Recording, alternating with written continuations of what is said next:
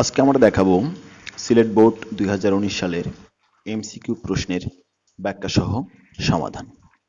তো শুরু করা যাক। প্রশ্ন নাম্বার 1 বলা হচ্ছে এত বিন্দুর কার্তেশীয় স্থানাঙ্ক নিচের কোনটি? তো আমরা জানি x is equal to r cos theta, y is equal to r sine theta. তো আমরা এখানে আর হচ্ছে 1, থিটা হচ্ছে 150। তাহলে আমরা কি করব? আর এর জায়গায় 1 বসিয়ে দিব এবং কস থিটা এর জায়গায় আমরা 150 বসিয়ে দেব। তাহলে থিটা এর জায়গায় 150 বসালাম, অনুরূপভাবে আর এর জায়গায় 1, থিটার জায়গায় 150 বসিয়ে দেব। তো আমরা জানি কজ 150 ডিগ্রির মান হচ্ছে -√3/2 এবং সাইন 150 ডিগ্রির মান হচ্ছে হাফ। তাহলে আমরা পেয়ে গেলাম এখানে x, y এর মান যেটা চলে আসলো সেটা হচ্ছে -√3/2, হাফ। তো এটি হচ্ছে আমাদের আনসার। প্রশ্নে বলা হচ্ছে এত সরল রেখাটি, তিনটি অপশন আছে এটার। এক নম্বরে বলল মূল বিন্দুগামী। তো আমরা জানি y is equal two mx, এই সরলরেখাটি হচ্ছে মূল বিন্দুগামী। এবং আমরা যদি এই সরলরেখাটিকে এটার সঙ্গে কম্পেয়ার করি তাহলে আমরা কিন্তু m এর মান 1 পেয়ে যাই। তাহলে mটা কি হচ্ছে? ঢাল। তাহলে মূল বিন্দুগামী, ঢাল দুটি সঠিক এবং উভয় অক্ষের সাথে 45 ডিগ্রি কোণ উৎপন্ন করে। তো যেহেতু মূল বিন্দুগামী একটি সরলরেখা এবং দুটাই সমান মানে সহগ 1 করে আছে, তাহলে এটা মূল বিন্দু দিয়ে যাবে এবং এদের সঙ্গে 45 ডিগ্রি করে কোণ উৎপন্ন করবে। ঠিক আছে, তাহলে এটার সঙ্গে 45 ডিগ্রি কোণ উৎপন্ন করবে, এটার সঙ্গে 45 ডিগ্রি কোণ উৎপন্ন করবে। তাহলে উভয় অক্ষের সঙ্গে 45 ডিগ্রি কোণ উৎপন্ন করে, এটাও সঠিক। তাহলে আমরা এখানে বলতে পারবো 1, 2 ও 3, এই তিনটাই হচ্ছে তোমার এখানে সঠিক। 3 নম্বর প্রশ্নে বলা হচ্ছে এত এবং এত রেখাদ্বয়ের মধ্যবর্তী দূরত্ব কত একক? তো এখানে একটু লক্ষ্য করলে দেখা যাবে যে রেখা দুটি হচ্ছে প্যারালাল, সমান্তরাল। তো এদের মধ্যবর্তী দূরত্ব আমাদের ফাইন্ড আউট করতে হবে। তো একটা রেখা দেয়া আছে কত? 2x + 6 is equal to 0। আর একটা রেখা দেয়া আছে কত? 4x + 2y + 2 is equal to 0। তো আমরা যদি 2 কমন নিই তাহলে দাঁড়ায় 2x + y + 1 is equal to 0। তো আমরা বুঝতেই পারতেছি এই রেখা দুটা সমান্তরাল। তাহলে এদের মধ্যবর্তী দূরত্ব যদি d হয় তাহলে ফর্মুলাটা হচ্ছে c1 - c2 modulus √a² + b²। তো এই ফর্মুলা যদি আমরা ইউজ করি তাহলে c1 বলতে 6, c2 বলতে 1, মডুলার চিহ্ন দিয়ে দিলাম, √x এর সহগ কত? 2, তার উপর স্কয়ার মানে 4, y এর সহগ 1। তাহলে কত পেয়ে গেলাম আমরা? উপরে পাচ্ছি 5, নিচে হচ্ছে √5। তো কাটাকাটি করলে আমরা √5 পেয়ে যাচ্ছি। তো এটি হচ্ছে আনসার। এবার এখানে একটি প্রশ্ন বলা হচ্ছে x² + y² + 4x - 6y - 12 is equal to 0 বৃত্ত দ্বারা x অক্ষের খণ্ডিতাংশের পরিমাণ নির্ণয় করো। তো আমরা সলিউশনে দেখি যে বৃত্তটির কেন্দ্র কত? কেন্দ্র x এর সহগ 4 কে -2 দ্বারা ভাগ করব, তাহলে -2 পেয়ে যাব। y এর সহগ -6 কে আমরা -2 দ্বারা ভাগ করব, তাহলে 3 পেয়ে যাব। তাহলে কেন্দ্র GF কত পেয়ে গেলাম আমরা? কেন্দ্র GF আমরা পেয়ে গেলাম -2, 3। ওকে, আর এখানে খেয়াল করলে দেখতে পারবো C এর মান হচ্ছে -12। তাহলে অ্যাকচুয়ালি যদি একটু ইলাস্ট্রেট করি আমরা সার্কেলটা হচ্ছে -2, 3, এখানে কেন্দ্র যে এক্স অক্ষ থেকে কি পরিমাণ অংশ কাট করছে। তো এক্স অক্ষ থেকে খণ্ডিত অংশের পরিমাণ 2 × √g² - c, এটা আমরা জানি। তাহলে আমরা কাজ করব, জি কত আছে? -2, তাহলে -2 এর উপর স্কয়ার মানে 4, সি বলতে কত আছে? -12। তাহলে মাইনাস মাইনাসে প্লাস 12 হয়ে যাবে। তাহলে 2 ইন্টু রুট ওভার কত পেয়ে যাচ্ছি আমরা 16। তাহলে আমরা লিখতে পারবো 4 4 16 8 একক। তাহলে বলতে পারবো 8 একক অংশ কর্তন করে। তো এটি হচ্ছে আনসার। 5 নম্বর প্রশ্নে বলা হচ্ছে এ ও বি বিন্দু দ্বয়ের সংযোগ রেখাকে ব্যাস ধরে অঙ্কিত বৃত্তের সমীকরণ কোনটি? তো আমরা জানি যে বৃত্তের সমীকরণের যে ফর্মুলাটা সেটা আমরা জানি যে বৃত্তের সমীকরণের ফর্মুলা হচ্ছে কিন্তু সংযোগ রেখাকে ব্যাস ধরে অঙ্কিত বৃত্তের যে সমীকরণ সেটি হচ্ছে x minus x one x minus x two plus y minus y one y minus y two is equal to 0।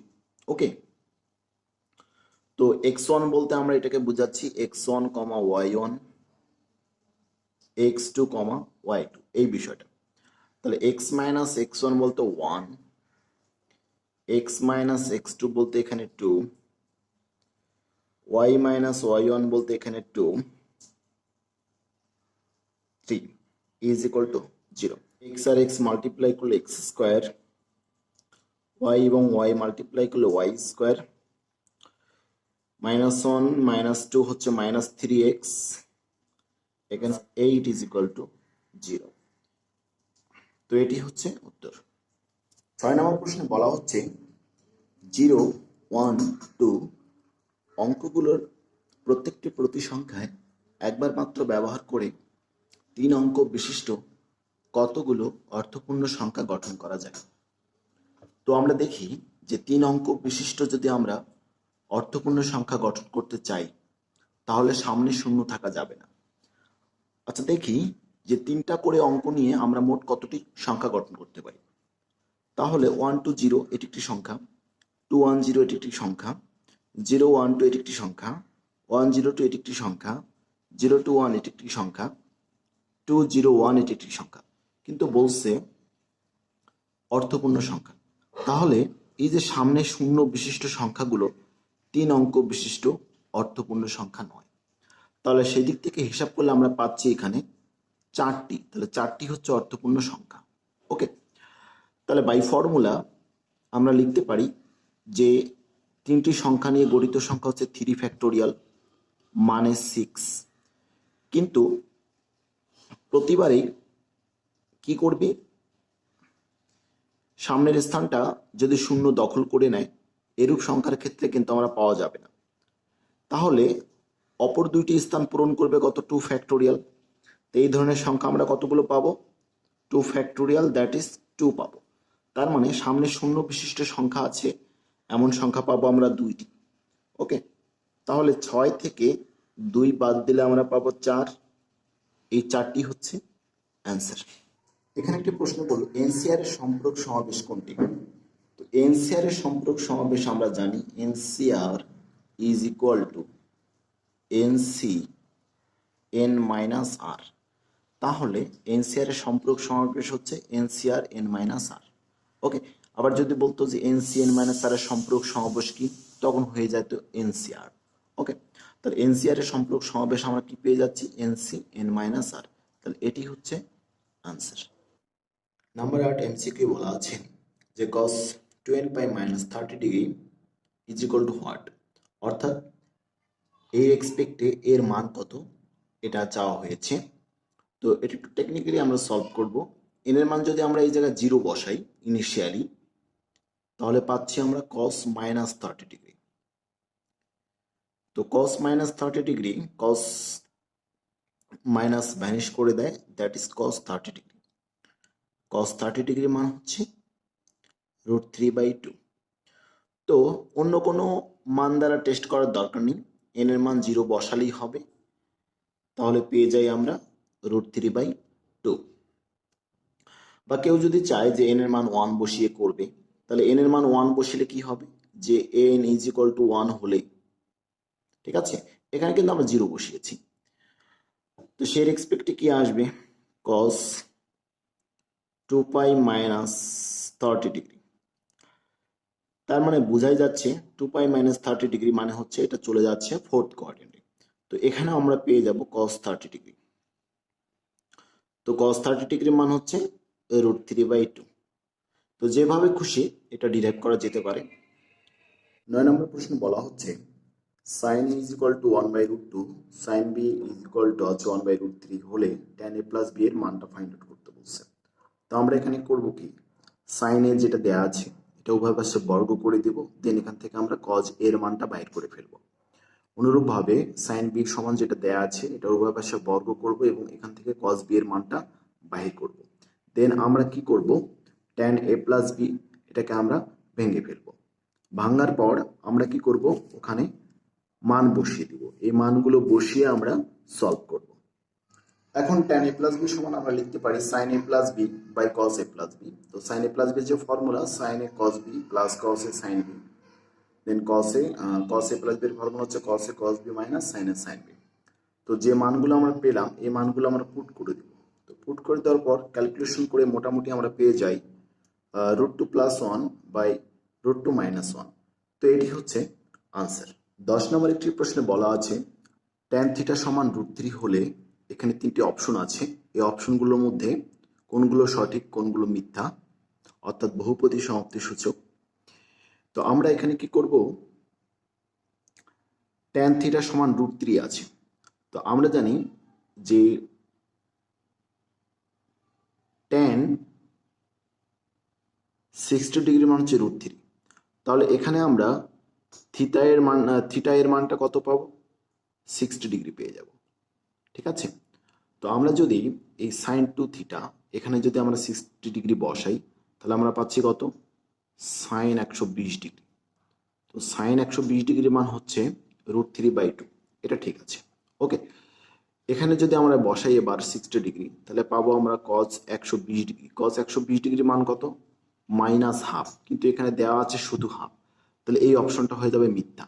Okay, তো অনুরূপভাবে আমরা যদি এখানে tan 2 থিটা অর্থাৎ tan 120 ডিগ্রি বলি, তাহলে tan 120 ডিগ্রি মান হচ্ছে -√3, তাহলে এটি সঠিক।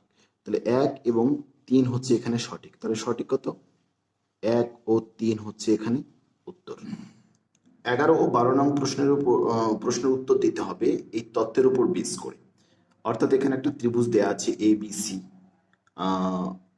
AB বাহু হচ্ছে 5 সেন্টিমিটার, BC বাহু হচ্ছে 7 সেন্টিমিটার, CA বাহু হচ্ছে 6 সেন্টিমিটার। তো একটা কথা বলে রাখি, আমরা জানি যে A কোণের বিপরীত বাহুটা A বাহু, B কোণের বিপরীত বাহুটা B বাহু, আর C কোণের বিপরীত বাহুটা হচ্ছে C বাহু। তাহলে সেই রেসপেক্টে A বাহুর মান হচ্ছে 7 সেন্টিমিটার, B বাহুর মান হচ্ছে 6 সেন্টিমিটার, C বাহুর মান হচ্ছে 5 সেন্টিমিটার। তা আমরা এখান থেকে এই যে অর্ধপরিসীমা S এটা একটু বাহির করে নিলাম 9। ওকে, তো প্রশ্ন বলেছে sin a/2 is equal two what. তো sin a/2 এর একটা ডিরেক্ট আমরা ফর্মুলা জানি, √s minus bs minus c by bc। তো মানগুলো আমরা বসিয়ে দিই। আমরা s পেয়েছি 9, 9 থেকে 6 বাদ দিলে আমরা 3 পাচ্ছি, আবার 9 থেকে এখানে c বলতে 5 বাদ দিলে 4 পাচ্ছি, আর 5 6 30 চলে আসতেছে। তো আমরা এখানে কাটাকাটি করতে পারি, 3 10 30 হয়ে যাচ্ছে। আবার এটা কাটাকাটি করতে পারি, 2 আর 4, 5 2 আর কত হয়ে যাচ্ছে, 10 হয়ে যাচ্ছে। তাহলে এই মানটা আমরা কত পেয়ে যাচ্ছি, √2/5। তো এটি হচ্ছে আনসার। তো অপশনে আমরা এটা যেখানে দেখব সেটা দেখায় দেব। দেন 12 নম্বর প্রশ্নে কি বললো, যে ত্রিভুজ ABC এর ক্ষেত্রফল কত বর্গ সেন্টিমিটার। এখানে ক্ষেত্রফল কত বর্গ সেন্টিমিটার এটা চেয়েছে, অর্থাৎ আমাদের ক্ষেত্রফলটা বাহির করে দেখাতে হবে এখানে। তো এস আমরা কত পেয়েছি, এস পেয়েছি আমরা 9, বসিয়ে দিই। 9 থেকে এ বাদ দেব, অর্থাৎ 9 থেকে 7 বাদ দিব, কত আসবে 2। 9 থেকে 6 বাদ দিব, কত আসবে 3। 9 থেকে 5 বাদ দিব, কত আসবে 4 আসবে। ঠিক আছে, তো আমরা এটা মাল্টিপ্লাই করে দিব এখন। তো এখানে আমরা একটা কাজ করতে পারি, 9 এর উপরে রুট ওভার আছে, তাহলে করলে 3 আসবে। 2 এর রুট ওভার করলে √2 আসবে। 3 এর রুট ওভার করলে √3 আসবে। 4 এর রুট ওভার করলে কত আসবে, 2 আসবে। ওকে, তাহলে এটা আমরা লিখতে পারতেছি কত, 3 2 আর 6, আর এখানে মাল্টিপ্লাই করলে আসতেছে 6। তাহলে আমরা ক্ষেত্রফল কত পেয়ে গেলাম, 6√6 বর্গ সেন্টিমিটার। এটি হচ্ছে আনসার। 13 নম্বর একটি প্রশ্নে বলা আছে যে f(x) দেওয়া আছে x - 3 বাই x - 5, তো এখানে বলেছে 1 নম্বরে এরা বহুপদী সমাপ্তি সূচক যে এটি কি একক ফাংশন। তো ফাংশনের দিক থেকে চিন্তা করলে এটি একটি একক ফাংশন, তো ফাংশন সম্পর্কে একটু ভালো ধারণা থাকতে হবে। তারপর এটি কি সার্বিক ফাংশন, তাহলে দেখে বোঝা যাচ্ছে এটি একটি সার্বিক ফাংশন। আর আমি যদি এই এফ অফ মানে -5 যদি এই ফাংশনে বসে তাহলে কি অসংজ্ঞায়িত হবে? না, অসংজ্ঞায়িত হবে না, কারণ আমি যদি এখানে +5 বসাইতাম তাহলে অসংজ্ঞায়িত হইতো, কিন্তু -5 বসালে অসংজ্ঞায়িত হবে না। তাহলে বোঝা যাচ্ছে এখানে এই 3 নম্বর অপশনটা হচ্ছে মিথ্যা। ঠিক আছে, তাহলে সঠিক বোঝাই যাচ্ছে 1 এবং 2 হচ্ছে এখানে সঠিক। তাহলে আমরা বলতে পারবো যে 1 এবং 2 এখানে সঠিক। দেন 14 নাম্বার একটি প্রবলেমে বলা আছে যে f of x is equal to √4 - x square এর ডোমেন কত। এখানে ডোমেন চেয়েছে। ওকে, তো আমরা জানি যে রুটের ভিতরে নেগেটিভ কোনো কিছু আসা যাবে না, তার মানে রুটের ভিতরে যে আমার বীজগাণিতিক রাশিটি আছে সেটি কি হবে? 0 অথবা 0-এর চেয়ে বড় হতে হবে। ঠিক আছে, 0 অথবা 0-এর চেয়ে বড় হতে হবে। তাহলে সেই রেসপেক্টে 4 ইজ ইকুয়াল টু আমরা লিখতে পারি এক্স স্কোয়ার। ঠিক আছে, তাহলে আমরা এটাকে আমরা এইভাবে লিখতে পারি। ওকে, তাহলে আনসারটা আমরা লিখতে পারতেছি এখানে। নম্বর একটি প্রবলেমে বলা হলো যে F of x equal to x square হলে এফ ইনভার্স অফ 169 এর মান কত, অর্থাৎ বিপরীত ফাংশন থেকে বিপরীত ফাংশনের মান চেয়েছে। তো আমরা জানি যে বিপরীত ফাংশন যে নির্ণয়ের প্রসেসটা সেটা আমরা কি জানি, যদি নর্মালি এটাকে ধরতাম আর কি, তাহলে এখান থেকে আমরা লিখতে পারতাম যে এক্স ইজ ইকুয়াল টু ±√ওয়াই, দ্যাট ইজ এক্স মানে হচ্ছে এফ ইনভার্স অফ ওয়াই, আর এখানে চলে আসতেছে কত +√ওয়াই চলে আসতো। তো এখানে যদি আমরা কি করি, যেহেতু বিপরীত ফাংশন 169 169 বসাবো, তাহলে এখানে চলে আসবে কত +√169, তার মানে আমরা পাচ্ছি কত +-13 পেয়ে যাচ্ছি। তো এটাকে আমরা এখন এইভাবে লিখতে পারি যে মান যেহেতু চেয়েছি তাহলে এটা একটা সেটের মতো করে রাখবো, তাহলে এটি হচ্ছে এখানকার উত্তর। ওকে, দেন 16 নম্বর একটি প্রশ্ন বলছে লিমিটের প্রবলেম। তো বলছে যে এই লিমিটের মান কত। তো আমি এখান থেকে এটা সলিউশন করে দিচ্ছি। যদি আমরা এখানে একটা এম নিতাম তাহলে এমটা আমরা কি বাড়তি নিলাম না, তাহলে বাড়তি জিনিসটা আমরা এখানে রাখবো, অর্থাৎ আমি ধ্রুবকের বাইরে রেখে দিই এটা, তাহলে এইটুকুর মান কিন্তু 1 চলে আসতেছে, তাহলে থাকতেছে এম, তাহলে এম হচ্ছে এখানকার সঠিক। 17 নম্বর এখানে একটি প্রবলেম বললো যে 3বার ডেরিভেটিভ করতে হবে। তো ওয়াই সমান আমরা এটাকে এম লিখতে পারি যে এক্স ইনভার্স আকারে লিখতে পারি। যদি একবার ডেরিভেটিভ করি y1 তাহলে আসতেছে মাইনাস, এটা আসতেছে।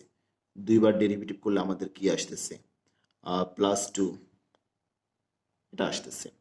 3বার ডেরিভেটিভ করলে আমাদের আসতেছে -6x4, তাহলে এটাকে আমরা লিখতে পারি যে -6x⁴, তাহলে এটাই হচ্ছে সঠিক উত্তর। দেন 18 নম্বর একটি প্রশ্নে বলা হলো যে এত বক্ররেখার এত বিন্দুতে অবিলম্বের ঢাল কত।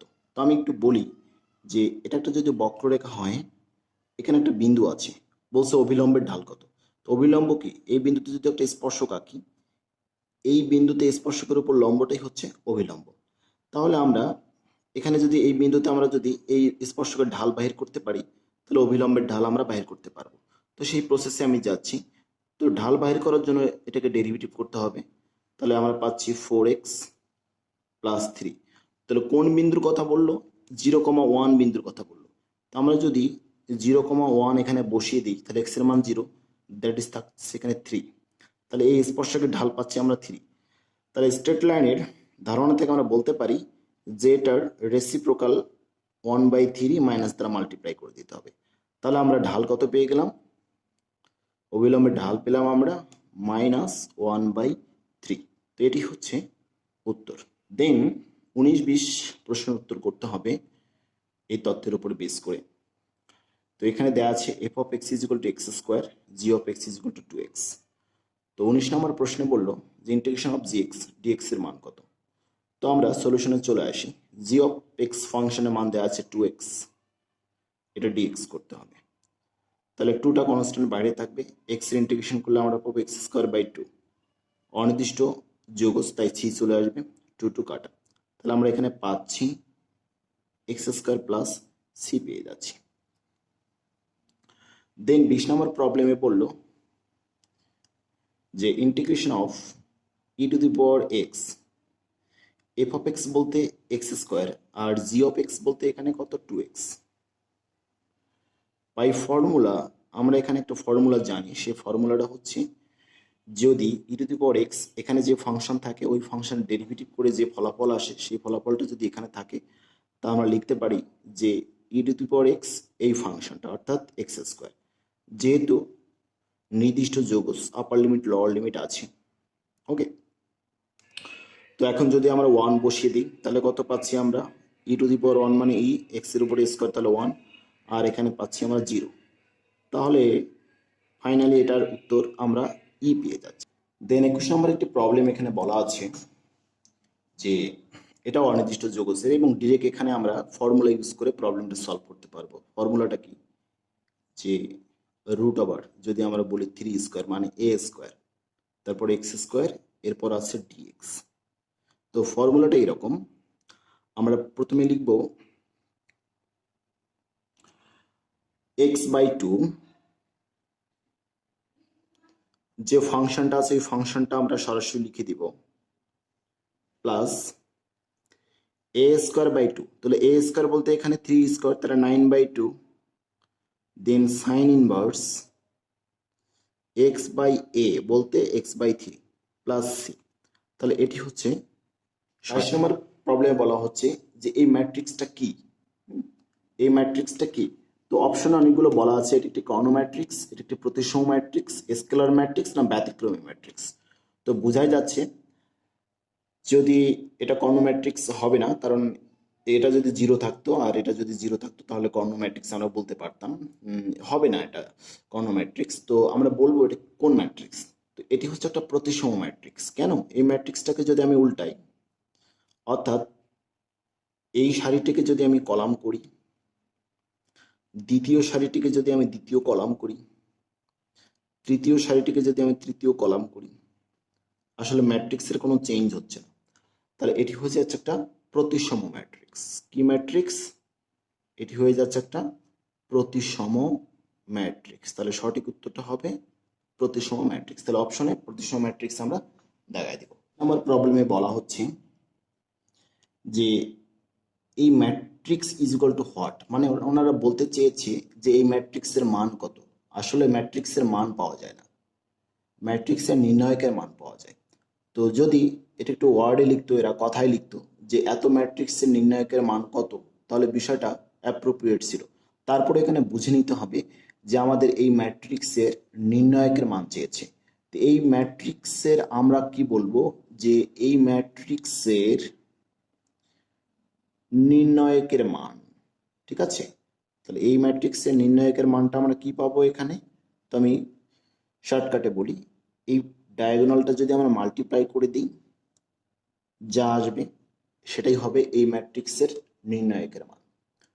24 নম্বর প্রশ্নে এখানে বলল যে এত এবং এত ভেক্টরদ্বয় পরস্পর লম্ব হলে ল্যামডা এর মান নিচের কোনটি।